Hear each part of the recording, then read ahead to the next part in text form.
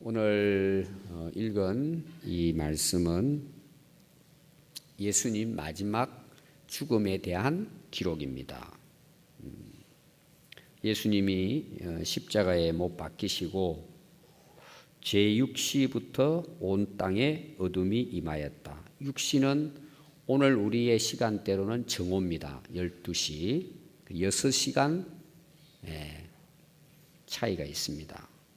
그리고 제9시까지 계속되었다. 그러면 오후 3시까지.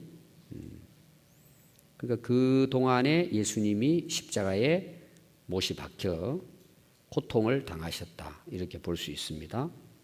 그래서 제9시쯤에 예수께서 크게 소리를 지르십니다. 마지막 고통의 외침이라고 볼 수 있겠죠. 그 말씀이 우리가 잘 아는 엘리 엘리 라마 사박다니, 나의 하나님 나의 하나님 어찌하여 나를 버리셨습니까? 하는 뜻이라.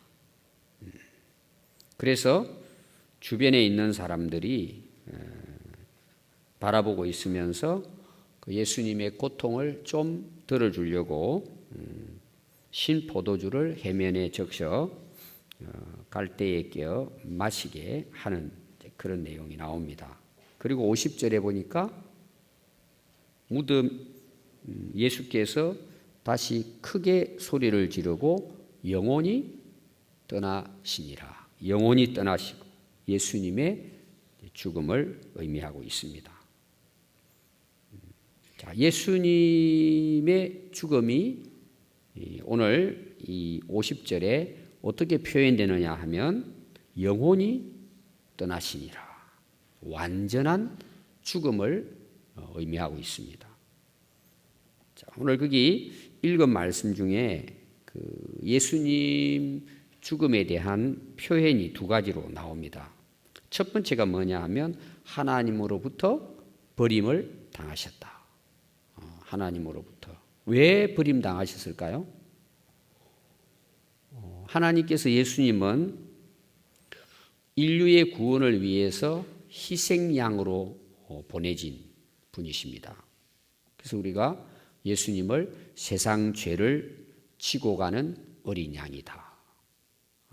예수님이 이 땅에 오신 목적이 뭐예요? 하나님이 예수님을 이 세상에 보내신 것은 속죄의 제물로 보내신 것입니다. 희생의 양으로 보내신 것이죠.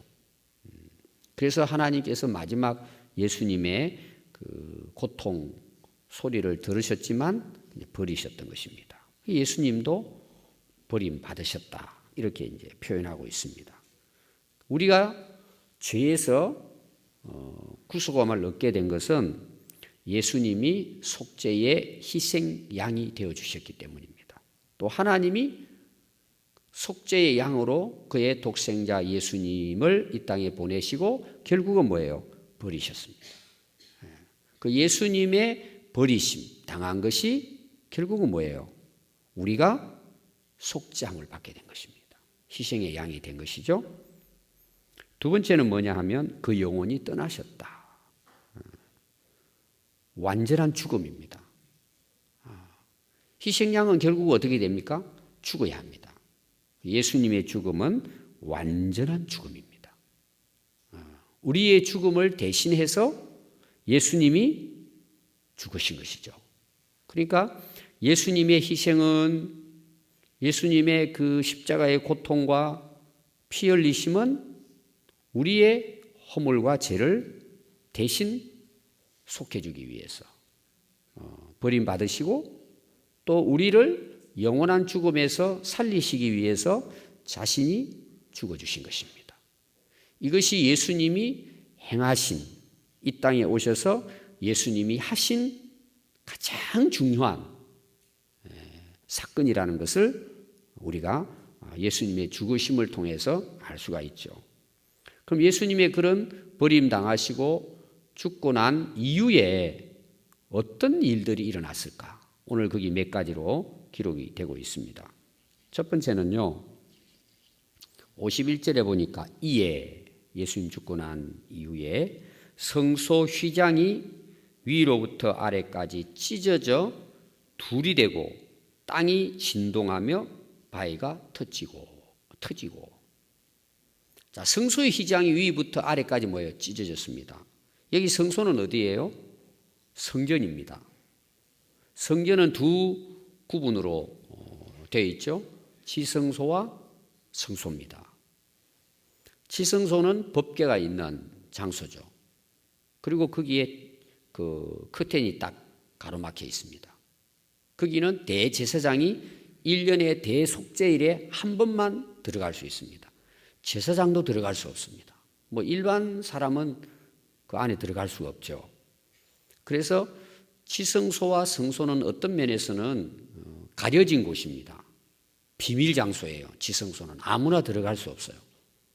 그런데 예수님이 버림받고 죽음을 맞이한 바로 그때에 이 지성소와 성소를 가로막고 있는 이 커튼이, 휘장이 쫙 둘로 찢어지면서 뭐예요? 성소와 지성소가 하나가 된 것입니다. 구분이 안 됐단 말이죠. 그럼 이 말은 뭐예요? 누구나 볼 수 있고 누구나 들어갈 수 있다는 그런 상징적인 의미입니다. 다시 말하면 하나님은 거룩하신 분이기 때문에 죄인들은 하나님을 만날 수 없습니다. 하나님께 갈 수 없고 하나님을 볼 수 없습니다. 그런데 예수님의 버리심과 죽이심을 통해서 이 성소의 휘장이 찢어지면서 뭐예요? 결국은 예수 그리스도의 버림받고 죽으심이 우리로 하여금 하나님께로 나갈 수 있는 문이 열려진 것이죠. 그럼 그 휘장은 결국 뭘 의미해요? 인간이 저지른 죄를 이야기합니다. 그 죄에 가로막힌, 그래서 우리가 하나님을 볼 수 없고 나갈 수 없었던 모든 우리 사람들에게 예수님의 죽으심을 통해서 누구나 하나님께 나아갈 수 있는 길이 열린 것이죠. 그 길은 뭐예요? 바로 구원의 길이고 생명의 길이고 영생의 길이고 천국의 길이 열린 것입니다. 그래서 예수님 자신을 가리켜서 뭐라 그랬어요? 내가 곧 길이요 진리요 생명이다. 이 문이 쫙 열린 거죠. 그래서 우리가 누구든지 예수님으로 말미암아 우리는 담대하게 하나님께 나갈 수 있습니다. 그 십자가의 구속의 은혜로 누구든지 우리가 뭐 지금까지 어떻게 살아왔든지 그리스도의 십자가의 피로 말미암아 거룩하신 하나님께 나갈 수 있고 우리는 거룩하신 하나님의 자녀가 될 수 있고 영원한 생명을 얻고 영원한 천국의 백성이 될 수 있는 것입니다. 그래서 이걸 그 당시 예수님의 죽음 이후에 일어났던 첫 번째 하나의 사건으로 성경은 기록하고 있습니다. 두 번째 나타났던 그 사건이 뭐냐 하면 52절, 53절에 나오죠. 무덤이 열리며 자던 성도의 몸이 많이 일어나되 예수의 부활 후에, 이거는 이제 그 이유죠. 그들이 무덤에서 나와서 거룩한 성에 들어가 많은 사람에게 보이니라. 죽었던 자들이 많이 일어났다는 것입니다. 여러분 성경에 보면은 실제로 죽었던 사람들이 예수님의 능력으로 살아나는 사람들이 몇 나오잖아요. 나사로도 나오고. 근데 예수님이 죽으신 이후에 무덤이 열리는 역사가 일어났습니다. 그 자던 자들이 많이 일어났다는 거예요. 예수님 부활 이후에 이들이 나와서 거룩한 성을 다니면서 실제로 증거해 보였다는 거예요. 아주 그 특별한 사건이죠. 이건 뭘 의미하느냐 하면 예수님의 죽으심을 통해서 결국은 뭐예요? 사망 권세를 이기셨다는 것입니다. 예수님의 죽으심이 우리들에게는 뭐예요? 생명으로, 영원한 생명으로 나타났다. 예수님은 사망 권세를 이기신 분이시다. 그 다음 세 번째로 나타나는 부분이요, 54절입니다. 백부장과 및 함께 예수를 지키던 자들이 지진과 그 일어난 일을 보고 심히 두려워하여 이르되, 그들이 고백을 합니다. 이는 진실로 하나님의 아들이었도다.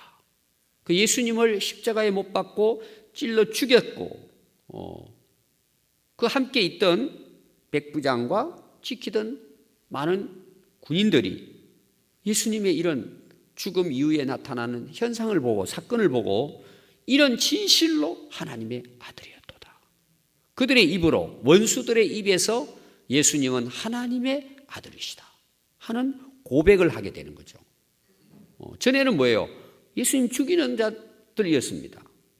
그런데 예수님이 십자가의 마지막 부르짖으면서 돌아가시고 일어난 현상들을 통해서 그들의 입으로 예수님은 진실로 하나님의 아들이십니다. 이 신앙 고백이잖아요. 오늘 우리 말하면 신앙 고백. 그러니까 우리의 진정한 신앙 고백은 뭐예요? 예수님의 십자가의 대속의 은혜를 깨닫는 자만이 주는 그리스도시요 하나님의 아들이십니다. 그 전까지는 뭐예요? 우리가 그냥 지식적으로 아는 거예요, 예수님을. 근데 부활의 역사, 십자가의 은혜를 깨달을 때 비로소 우리는 온전하게 신앙 고백할 수 있습니다. 자, 보십시오. 마태복음 16장 16절은 베드로의 신앙 고백입니다. 많은 무리들이 예수님 따랐어요. 그랬더니 예수님이 제자들 보고 물어보죠. 저들은 왜 저렇게 많이 나를 따라오냐? 그 이유가 뭐냐? 그래서 이제 설문조사를 했더니 많은 사람들이 이 예수를 보니까 엘리야 같고 구약에 엄청 훌륭했던 능력 행했던 선지자와 같고 또 세례요한과 같다. 대단한 분이다. 그래서 구경하러 왔다는 거예요. 대단한 선지자가 나타났다고. 그러니까 예수님이 제자들에게 물어봅니다. 너희들은 나를 누구라고 하느냐? 오늘 우리로 말하면 뭐예요? 교회 다니는 사람들에게 물어보는 거예요. 오늘 새벽에 오신 여러분들에게 예수님 물어보는 거예요. 너희들은 나를 누구라고 하느냐? 그랬더니 베드로가 뭐라고 고백해요? 주는 그리스도시요? 그리스도는 뭐죠? 하나님이 보낸 메시아라는 거예요. 구원자라는 거예요. 예수님은 하나님이 보낸 그리스도, 우리의 구원자이십니다. 그리고 하나님의 아들이십니다. 그렇게 고백을 해요. 근데 이 고백은 맞아요. 베드로의 고백이 맞습니다. 근데 오늘 지금 제가 뒷부분에 아리마다 요셉에 대한 말씀을 같이 읽었습니다. 자, 앞에서 어제도 우리가 봤죠. 시험에 들어 깨어 기도하라 그랬는데 기도 안 하죠. 잠자고 그러잖아요. 결국 베드로 어떡하죠? 입으로 고백했어요. 예수님 붙잡히시고 십자가에 못 박히시니까 베드로 도망갔어요. 끝까지 자기도 예수님 옆에서 십자가에 못 박혀 돌아가셨어요. 흔적도 없이 사라져버렸어요. 한 제자도 거기 있지 않아요. 예수님 십자가에 못 박힌 장소에 베드로 없어요. 야고보 요한 없어요. 다 도망가 버렸어요. 그럼 여러분 보십시오. 오늘날 우리가 입으로는 예수님 고백할 수 있어요. 문제는 뭐죠? 진짜 그 예수님을 그렇게 고백할 수 있느냐는 거예요. 이분은 우리가 얼마든지 할 수 있어요. 얼마든지 할 수 있어요. 자, 입으로 고백하는 것도 저는 중요하다 봐요. 그래도 입으로 고백할 정도만 해도 대단한 거죠. 하나의 과정이니까. 그런데 그것만 가지고 될까요? 얼마든지 우리가 입으로는 말할 수 있어요. 입으로는 순교도 할 수 있습니다. 베드로 원래 그랬잖아요. 죽을 때까지 내가 간다고. 이 제자들은 다 주님 버려도 나는 목숨 걸고 예수님 따라갑니다. 그러면 최소한 예수님 십자가에 못 박힌 자리에는 있어야죠. 최소한. 자기가 십자가 지고 가지는 못하더라도 있어요, 없어요? 없습니다. 누가만 있어요, 누가? 여인들만 있는 거예요. 막달라 마리아와 마리아와. 남자들 찾아볼 수가 없어, 우리 남자들. 큰 소리 치지만 십자가 질 때쯤 되면 꽁무니 빼고 도망가 버리는데 그래도 아줌마들은 그 남아 있어요. 이런 모습이에요, 오늘 말하면. 그 남자들 큰 소리 치는 거 믿을 거 없어요. 가봐야 돼요. 십자가 앞에 딱 서봐야 돼요. 제가 뒤에 아리마다 요셉하고 연결 지으려고 지금 이 표현을 하는 것입니다. 그러니까 여러분 입으로 고백하는 거는요. 예수님 믿으실까 안 믿으실까요? 안 믿어요. 안 믿습니다. 누가 그 십자가의 삶의 현장에 있느냐는 게 중요한 거예요. 근데 우리는 이럴 때는 있어요. 내 이름이 뭔가 좀 이렇게 높임 받고 좀 짠하고 이렇게 좀 사람들에게 좀 인기 얻을 자리면은 있어요, 거기. 있어요, 거기는. 마음은 아닌데 그것 때문에 예수님 이름 때문이 아니고 내 이름 때문에 내 체면 때문에 있는 거예요. 체면 때문에. 여러분 그게 믿음입니까? 자기 스스로 착각하는 거예요. 이게 우리가 오늘 여기 나오는 원수들이잖아요. 십자가에 못 박은 자들이에요. 근데 예수님 마지막 돌아가시는 모습을 보고 이들이 고백하는 거예요. 야, 진짜 하나님의 아들이다. 이 대단한 고백이에요, 사실상. 그들이 믿든 안 믿든 그 모습을 보고, 야, 정말 이 자는 죽었지만 하나님의 아들이다. 자기 스스로 그 고백을 하는 거예요. 자, 마지막 예수님이 죽으시고 난 다음에 나타난 사건입니다. 자, 오늘 거기 55절에는 평소 때 예수님을 섬겼던 갈릴리에서부터 따라온 많은 여자. 자, 갈릴리에서부터 따라온. 여러분 갈릴리에서 예루살렘까지는 여러분들이 이제 집에 가셔서 지도를 한번 찾아보십시오. 예수님이 갈릴리로부터 이제 예루살렘으로 들어오셔서 이제 십자가를 지신단 말이에요. 그럼 갈릴리에서부터 이렇게 그 예루살렘까지 오는데 그 길이요 만만치 않습니다. 한번 보십시오. 이게 그 당시로 보면요 며칠 걸어와야 돼요. 쉬었다 오려면은. 근데 따라온 거예요. 예수님 죽음을 향해 가고 있는데 그 제자들은 다 도망가 버리고 예수님 그 길로 오셨습니다. 그래서 제자들에게 그렇게 이야기하잖아요. 내가 죽었다가 3일 만에 다시 살아나서 어떻게 하신다고 제자들에게 이야기해요. 내가 갈릴리로 갈 것이라 너희들 만나러. 상당한 먼 거리예요. 근데 여기에 여인들이 예수님을 섬겼던 여인들이 그 예수님의 십자가의 죽음 앞에까지 따라왔다는 것입니다. 그 멀리서 바라보고 있는데 거기 이름을 기록하고 있죠. 그 중에 막달라 마리아와 또 야고보와 요셉의 어머니 마리아와 또 세베대의 아들들의 어머니도 있더라. 이 어머니들이 대단한 거예요. 어머니들은 그런 말 하잖아요. 여자는 약하지만 어머니는 강하다. 이런 게 있잖아요. 사실 여기 따라왔다는 건요 목숨 걸고 따라온 거예요. 자기들도 붙잡히면 그냥 붙잡히겠다 따라온 거예요. 십자가 바로 그 죽음 아래까지 따라왔습니다. 근데 해가 저물었어요. 이제 저물었습니다. 그때 훌륭한 한 분의 제자가 나오는 거예요. 무명의 제자입니다. 무명의 제자.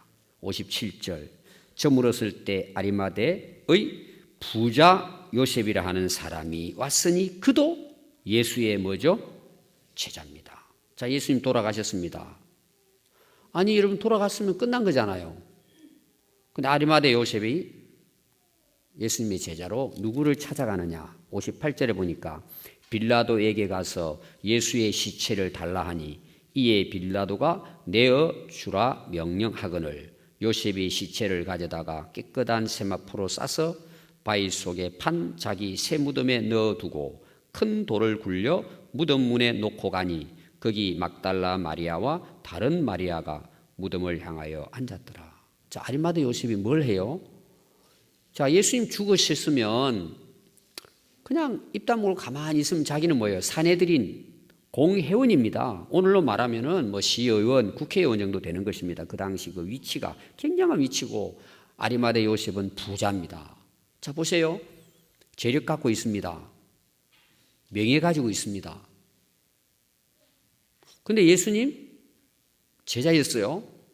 예수님 비참하게 돌아가셨어요. 끝난 거예요. 그러면 입 다물고 가만히 있으면 자기는 뭐예요? 국회의원으로서 그 권력을 행사할 수 있고 또 부자로서 풍요로움을 누릴 수 있습니다. 끝났으니까 살아계시면 모르지만 돌아가셨어요. 끝나버렸어요. 근데 무명의 제자인 아리마다 요셉이 예수님 시체를 달라 그러고 무덤에 장사 지냅니다. 이건 뭔 말이죠? 목숨 걸은 거예요.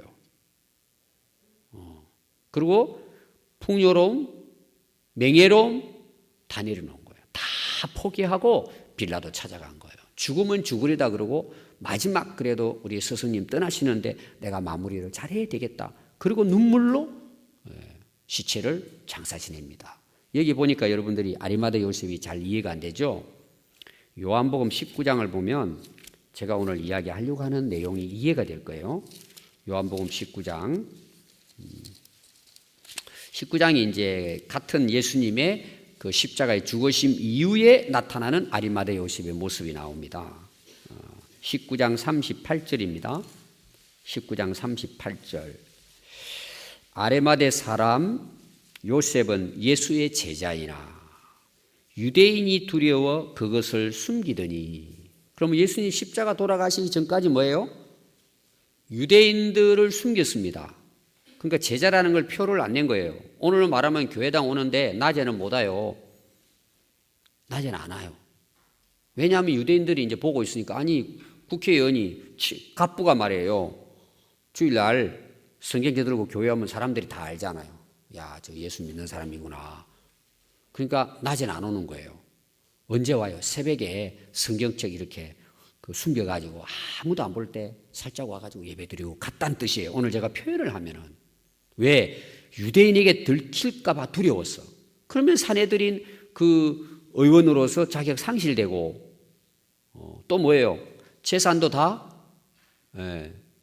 빼앗길 수도 있고, 아니면 예수님의 제자라는 것 때문에 유대인들로부터 핍박을 받고 죽임도 당할 수 있어요. 그러니까 그때까지는 뭐예요? 아리마다 요셉이 자기 신분을 숨긴 거예요. 두려웠어. 무서웠어. 잃기 싫어가지고. 그런데 예수님이 십자가에 못 박혀 돌아가시는 모습을 보고 그 사건을 본 이후에 아리마다 요셉이 전부 다 포기하는 거예요. 전부 다 포기하고 한 제자도 따라오지 않는 그 장소에 가서 빌라도에게 자신 있게 시체를 나에게 달라는 것입니다. 그런 지금 내용입니다. 그래서 거기 기록을 이렇게 하고 있습니다. 제자이나 유대인이 두려워서 숨어 다녔는데 이 일 후에 예수님의 십자가에 돌아가시는 모습을 보고 빌라도에게 예수의 시체를 가져가기를 구하매 빌라도가 허락하는지라. 이에 가서 예수의 시체를 가져서 그가 유대의 장례법대로 예수님을 잘 세마포에 싸서 장사를 지냅니다. 자기 들어가야 할 새 무덤에다가. 근데 거기 39절에 보면 또 한 인물이 나옵니다. 일찍이 예수께 밤에 찾아왔던 니고데모도 이렇게 말하죠. 니고데모도 제자가 됐다는 것입니다. 여러분 니고데모에 대한 이야기 알잖아요. 어떻게 해야 영생을 얻습니까? 그랬더니 너 가진 거 전부 다 팔아서 가난한 사람에게 주고 너 나 따라와라. 그 니고데모는 뭐예요? 그 버릴 수가 없잖아요.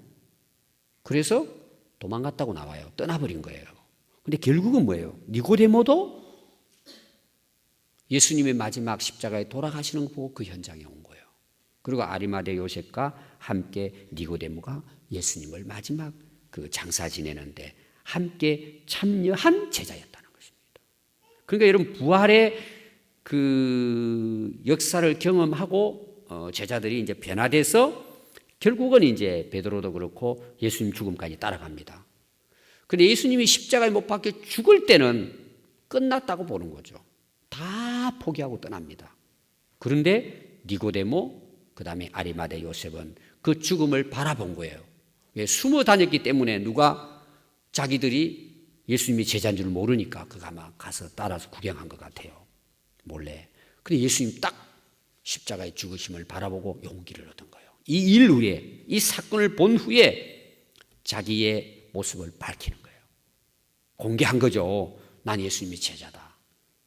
그리고 예수님의 시체를 목숨 걸고 마무리를 잘했던 인물들이 아리마다 요셉과 니고데모입니다. 예수님의 그 죽음을 목격한 거죠.